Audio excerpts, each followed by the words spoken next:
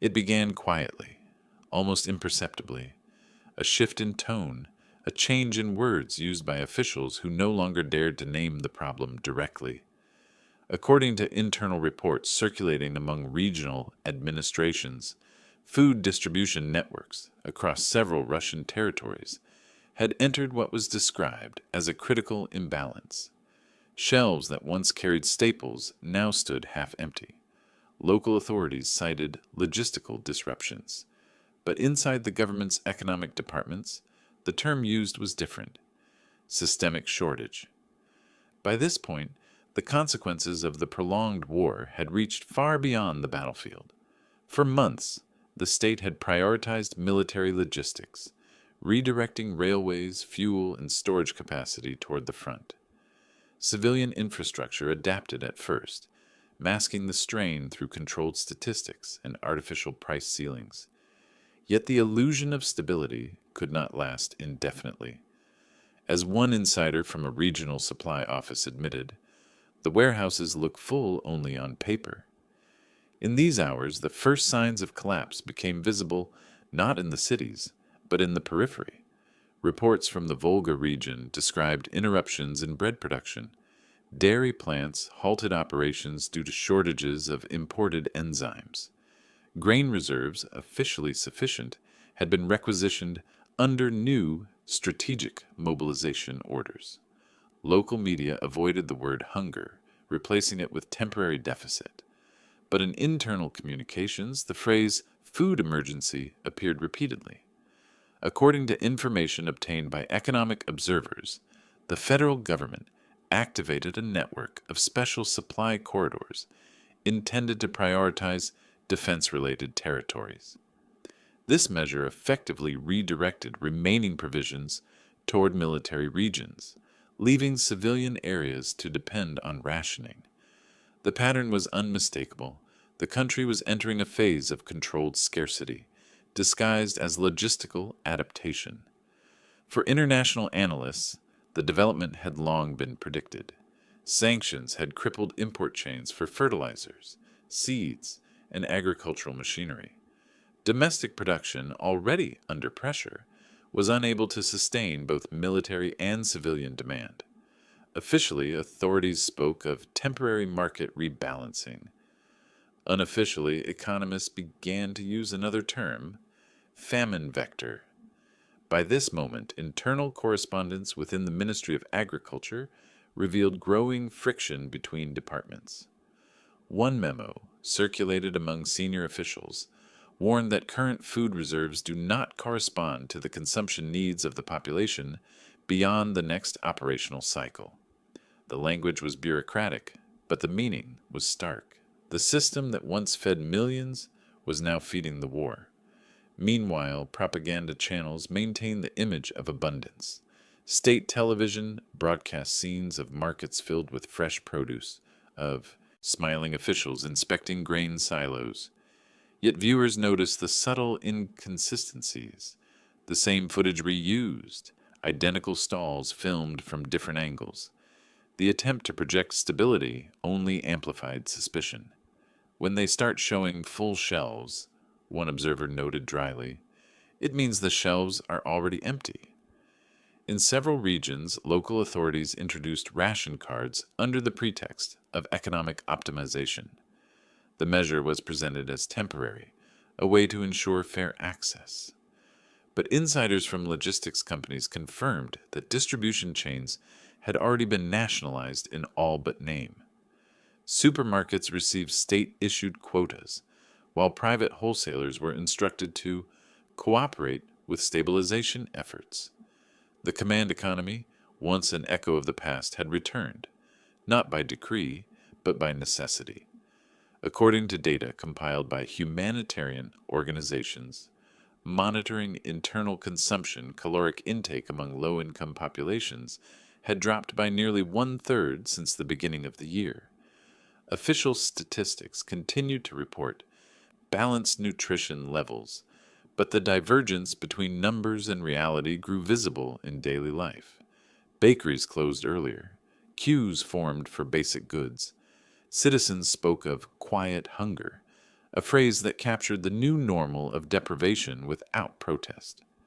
In the industrial centers, the situation was even more delicate. Factory canteens, once supplied through state contracts, began cutting portions. Energy workers and transport staff, critical to the wartime economy, were prioritized. The rest were told to adjust consumption. Austerity had turned personal.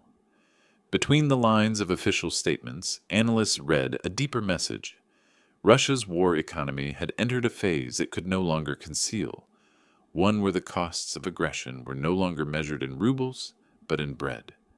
The system, built to sustain war, had started consuming itself. Foreign observers drew historical parallels cautiously, avoiding the word famine in official reports, but private briefings used it openly. This is no longer about supply chain disruptions, one European diplomat wrote. It is about survival management. Still, within Russia, the narrative remained frozen in denial. Officials insisted that the situation is under control, even as internal documents showed that strategic grain reserves had been depleted weeks earlier. Price controls were reinstated across several sectors, but inflation continued its quiet rise, eroding wages faster than any official could acknowledge. The government's preferred response was not transparency, but substitution. Imported goods vanished from stores, replaced by domestic analogs of visibly lower quality. Consumers adapted, not out of patriotism, but out of exhaustion. People are not angry, said one sociologist. They are simply tired of waiting for things to return to normal. Yet the signs of systemic distress were now impossible to ignore. Freight terminals, once bustling, stood half empty. Transport costs tripled. Agricultural regions began reporting shortages of their own produce, a paradox that analysts interpreted as evidence of state requisitioning. In expert circles, this was described as economic cannibalism, a process where survival of the military sector drains the civilian core, and still official voices maintain composure. No grounds for alarm, they said. Supply chains are adapting. But between those words, one could already sense the admission they refused to make. The adaptation they spoke of was no longer economic. It was existential. Observers close to the situation now warn that what Russia faces is not a temporary imbalance, but the early stage of structural hunger. Hunger born not from nature, but from policy. And as the day continues, a quiet realization spreads through expert communities. The war that began on foreign soil is now being fought at home against empty shelves, silent markets, and the unspoken fear that the state has lost its ability to feed its people. Perhaps that is why in these hours so many choose to stay silent, because to name what is happening would be to admit that it has already begun. But the silence itself, that is the sound of hunger becoming real. By this stage, the situation had entered what economists inside Russia discreetly call the zone of unsustainability. The official language remained cautious, but the internal data told another story. Agricultural output was down across every measurable category. Grain exports, once a pillar of Russia's geopolitical leverage, had been effectively suspended. What remained of domestic reserves was now circulating through closed military logistics, invisible to the civilian market. The war had consumed not only the nation's resources, but the mechanisms that once distributed them. According to internal correspondence reviewed by several independent analysts, regional governors began sending urgent requests to Moscow for emergency supplies of flour and fuel. The replies they received were formulaic. Prioritization ongoing, maintain stability. Behind those sterile words lay an unspoken truth. The central government no longer had sufficient stockpiles to meet simultaneous regional demands. Stability, one observer noted, is a code word for silence. At the same time, the ruble's continuing decline aggravated the crisis. Importers who had survived earlier sanctions now faced the impossibility of securing foreign food components. oils, grains, additives, even through intermediary countries. The gray market, once a lifeline, had dried up under new restrictions. In the absence of imports, local production struggled to compensate. Fertilizer shortages reduced harvest yields, and the collapse of transport infrastructure made what was grown difficult to move. In these hours, Moscow's technocrats tried to maintain composure. The Ministry of Economic Development announced the introduction of flexible consumption models, a euphemism that analysts translated bluntly as rationing. State media began airing instructional programs on rational nutrition and food independence. The symbolism was unmistakable, a modern echo of wartime austerity, presented under the banner of patriotic discipline. They are teaching people how to survive without saying why, said one political sociologist. For international observers, the evolution of tone was telling. The Kremlin no longer promised recovery. It promised endurance. According to diplomatic channels, the presidential administration ordered the suspension of all regional hunger-related terminology in public briefings. Instead, officials were to use the phrase temporary optimization of supply. This linguistic substitution did little to conceal reality.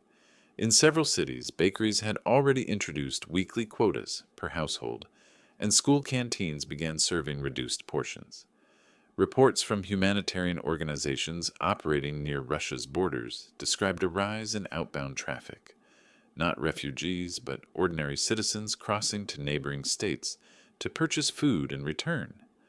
Authorities referred to them as cross-border traders, but according to customs data, most of them carried small bags of staples: rice, sugar, oil. In a nation that once fed half the continent, people were now importing food by hand. Inside the country, the psychological shift was profound. The myth of abundance, one of the last symbolic pillars of post-Soviet stability, had fractured. Sociologists noted a change in conversation patterns: less political anger, more quiet fear. People still avoid the word hunger, one analyst observed, but they have begun to measure their lives in scarcity. The absence of complaint was not proof of contentment, but exhaustion. In expert circles, comparisons to previous historical crises surfaced cautiously. "This is not the 1990s, said an economic researcher in a confidential memo. "Back then there was poverty. Now there is shortage, and that is different." The distinction was essential. Poverty is an economic condition. Shortage is systemic. It means the machine itself has stopped feeding the nation. Meanwhile, across the agricultural heartland, local officials faced impossible choices.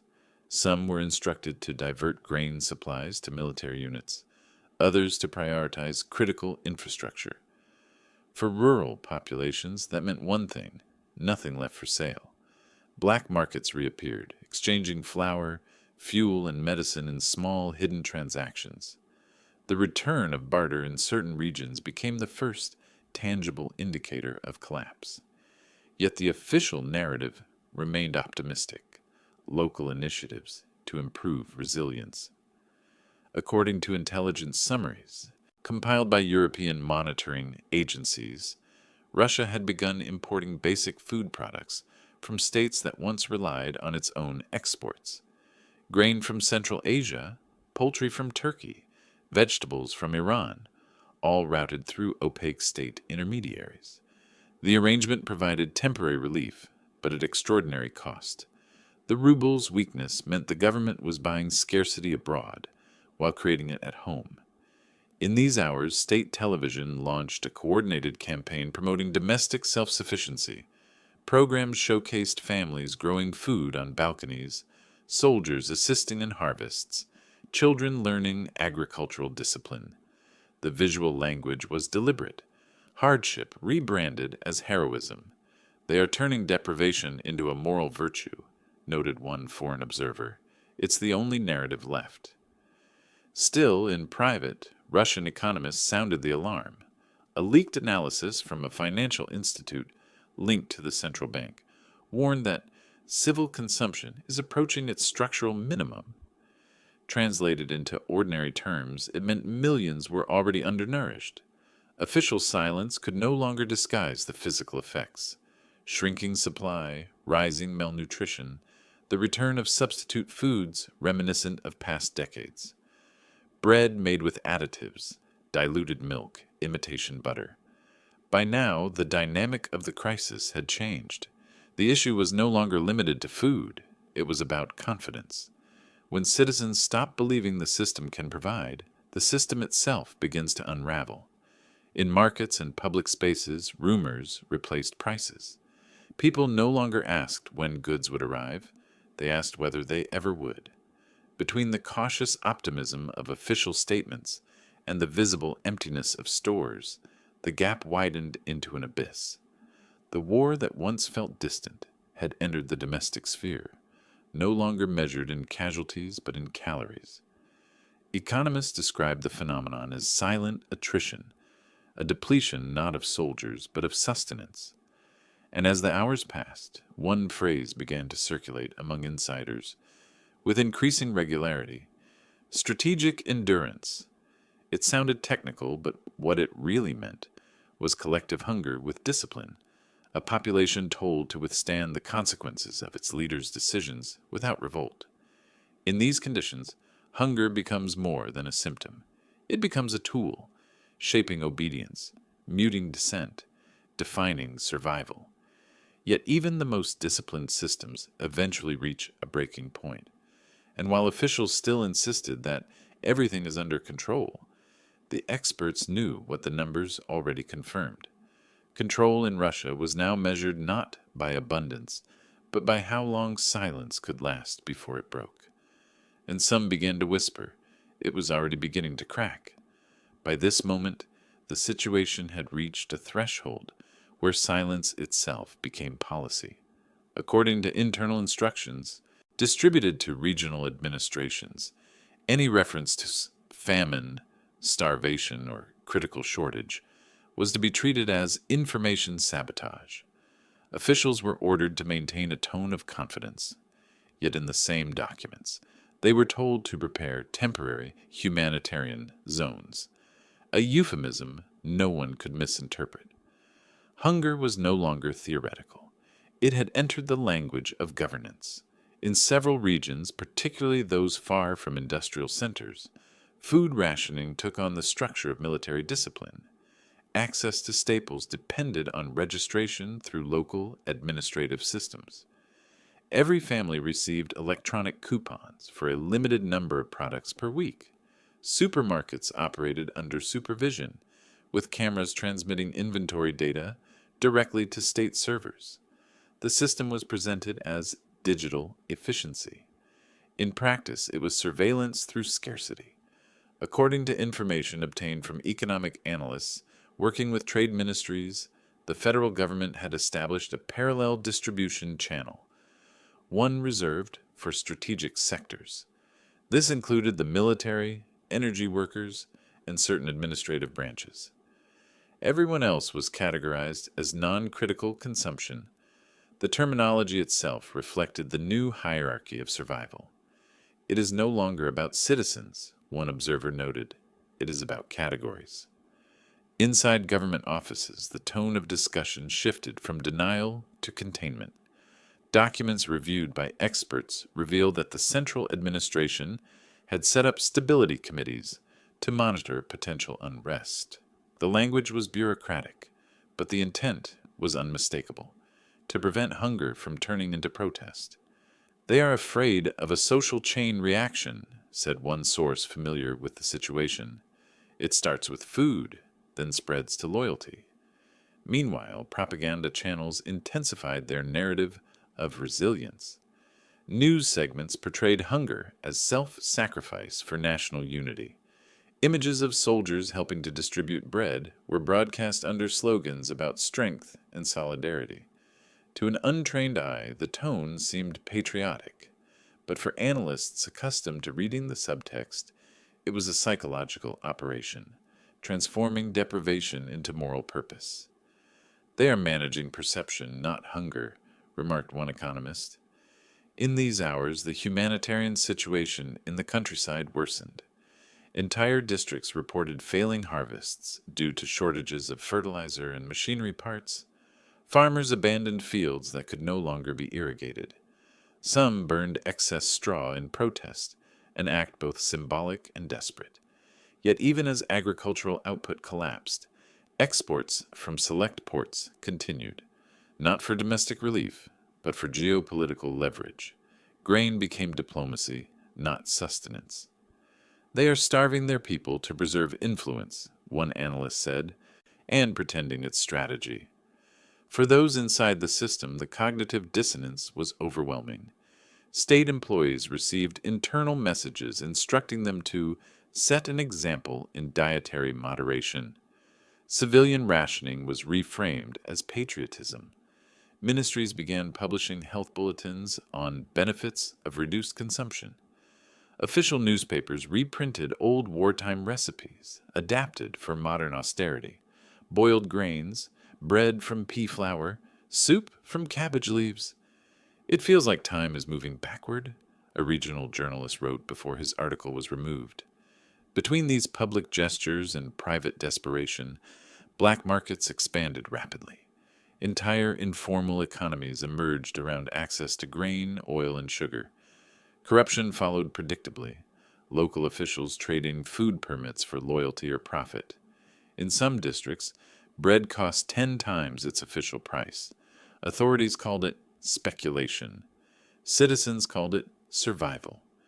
International organizations attempted to assess the situation, but their access remained restricted. According to data compiled through satellite analysis and independent trade monitoring, food transportation within Russia had decreased by more than half.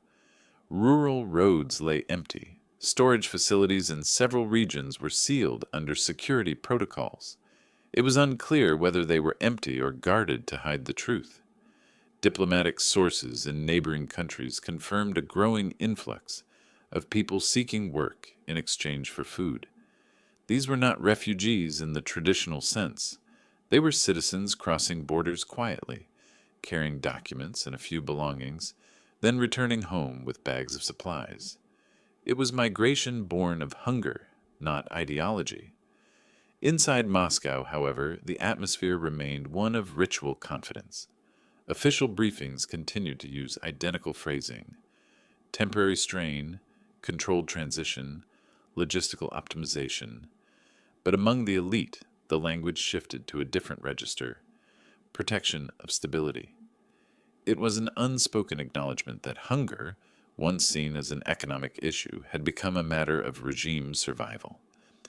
According to information circulating among financial insiders, the government had quietly begun monetizing future resource exports to secure emergency imports of basic food. Analysts described the move as selling tomorrow to feed today. Yet even that strategy faced limits. Suppliers demanded hard currency, not rubles, and as reserves dwindled, Russia found itself trapped in a paradox: a resource superpower unable to feed its own citizens. Still, the illusion of control persisted. Every press release, every televised address, every official statement repeated the same refrain: the situation is stable.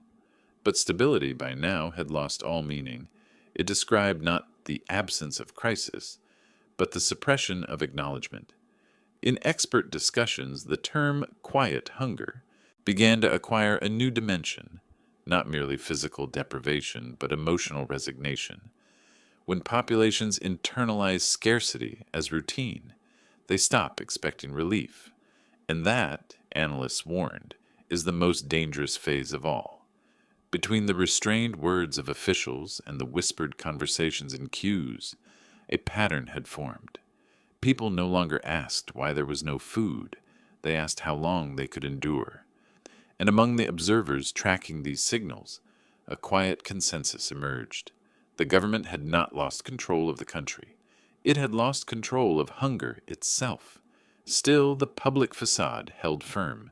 Television screens glowed with promises of reconstruction, of a new agricultural plan, of national revival. But even inside those promises, the same phrase echoed again and again: temporary strain. Temporary, the word repeated so often it had ceased to sound like reassurance and started to sound like warning. For those within the system, the realization was becoming unavoidable. The hunger that was once localized was spreading inward, toward the political core. And as one insider reportedly said in a closed meeting, when hunger reaches Moscow, it stops being a statistic. It becomes a message. Perhaps that was the reason for the renewed calm, the carefully measured smiles, the insistence that everything was fine. Because behind those smiles, they already knew the message had been received. By this moment, the illusion of control had become the government's final resource. According to internal correspondence obtained by analysts, the central administration had shifted from managing the food crisis to managing the perception of collapse. Officially, the system remained functional. Unofficially, the machinery of distribution had broken down entirely. State warehouses, once considered untouchable reserves, were empty or inaccessible. Some had been repurposed by the military. Others were guarded, not to protect their contents, but to hide their absence. In the regions, local administrators were left to improvise. Each was instructed to maintain public calm through visible measures. That phrase translated into staged deliveries, televised distributions of flour, or shipments of expired goods, rebranded as emergency aid. For several days, trucks appeared in provincial towns, escorted by cameras, distributing limited food packages to the same groups of citizens. The same faces shown repeatedly in different locations. It was theater designed for survival. According to information shared among economic observers, the collapse of internal supply chains had triggered what experts described as shadow redistribution. Food, once allocated through official logistics, now flowed through networks of private intermediaries, local power brokers, security officers, and regional elites, trading access for influence. Hunger became currency. Whoever controls bread, one insider said, now controls loyalty. At this stage, even the Ministry of Agriculture stopped publishing data. The last statistical report released publicly contained numbers identical to the previous months, an act of quiet defiance or quiet despair. Analysts concluded that the ministry had been ordered to freeze figures to prevent panic. No new data means no new crisis, one economist remarked, but reality was harder to conceal. Rural shops closed, urban markets turned into silent corridors of empty stalls. Between the official calm and the silent desperation, the gap widened daily. Hospitals reported an increase in malnutrition-related illnesses. Teachers were instructed to provide psychological support for students showing signs of hunger. Military recruitment centers, unable to meet quotas, began offering food allowances as incentives. In several cities, soldiers were seen handing out rations near train stations, an image that contradicted every official statement, but told the truth more vividly than any statistic. In these hours, the Kremlin's messaging hardened further. State channels began to speak of economic warfare. The narrative shifted from shortage to siege. Hunger was reframed as resistance, deprivation as patriotism. Commentators described the suffering population as frontline citizens enduring hardship for national survival. The rhetoric of unity replaced the language of crisis. They are trying to turn necessity into heroism, noted one political scientist, because they can no longer turn hunger into bread. At the same time, the structure of the economy continued its silent disintegration. Small farms vanished under state control. Agricultural land was reassigned to strategic entities. Private trade was criminalized under accusations of speculation. Yet the black market flourished. In border regions, smuggling networks expanded, bringing in food through unofficial routes, selling it at prices that only a minority could afford. Hunger divided the population into two nations, those who had access and those who did not. According to confidential reports reviewed by European monitoring agencies, Russia's internal logistics had entered a stage of irreversible contraction. Fuel shortages, collapsing infrastructure, and bureaucratic fragmentation made transportation nearly impossible. Trains carrying food were redirected toward military depots. River routes were suspended.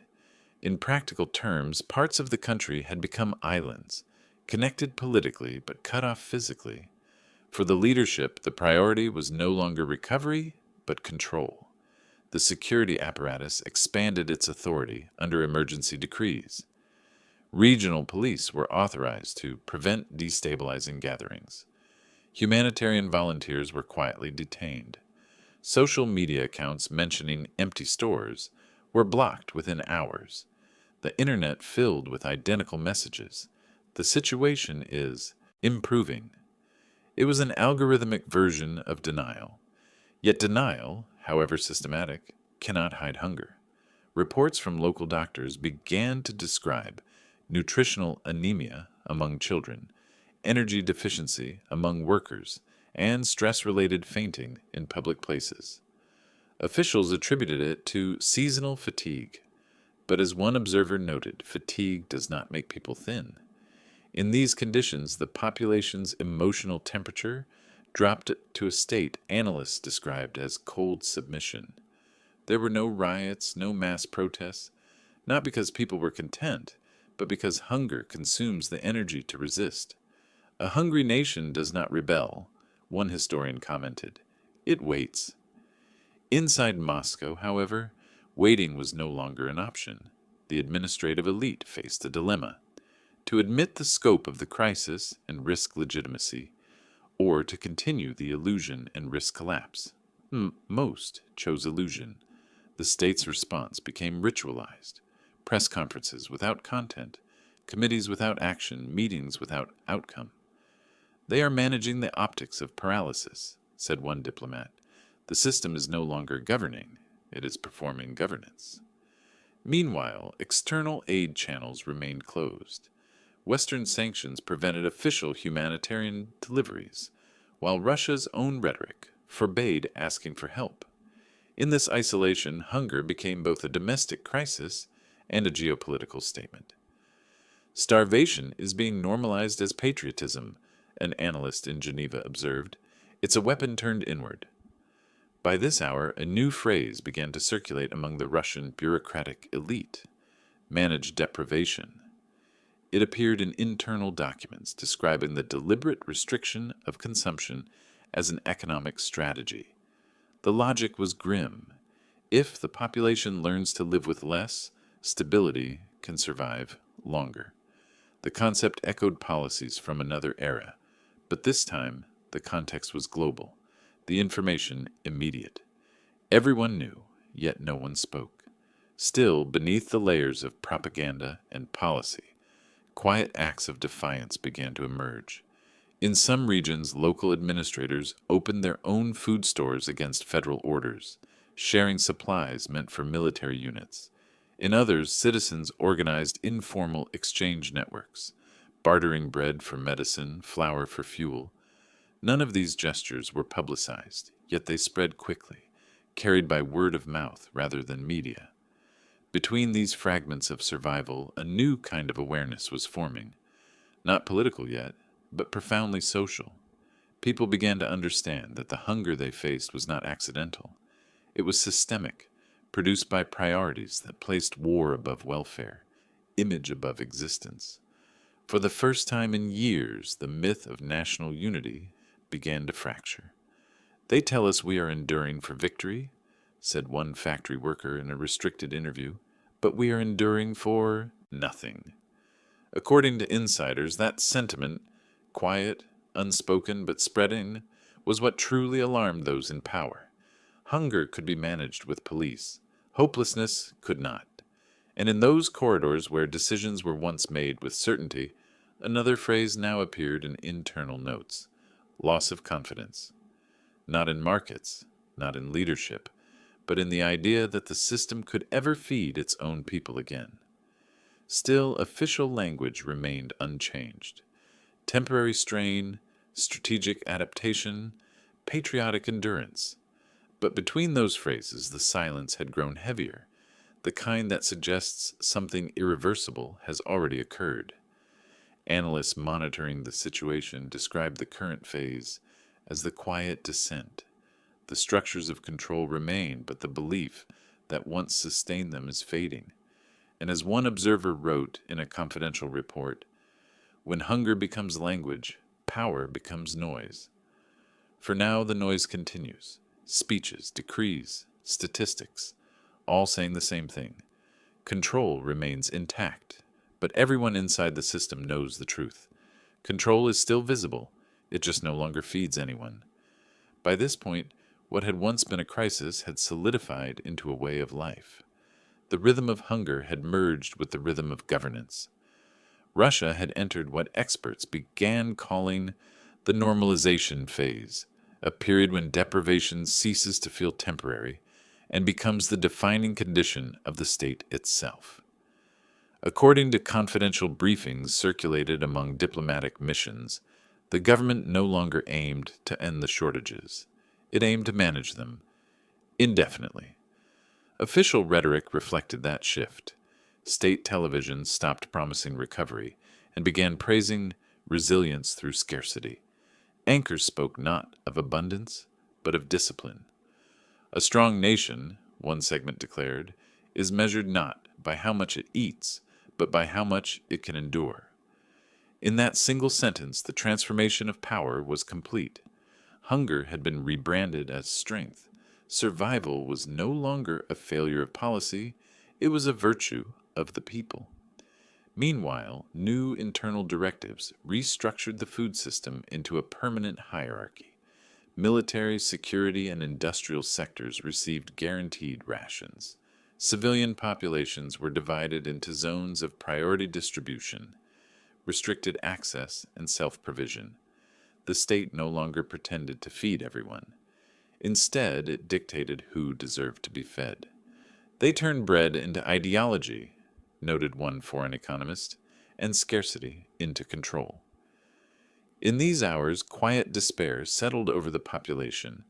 The queues had grown shorter, not because supplies improved, but because people had stopped expecting them.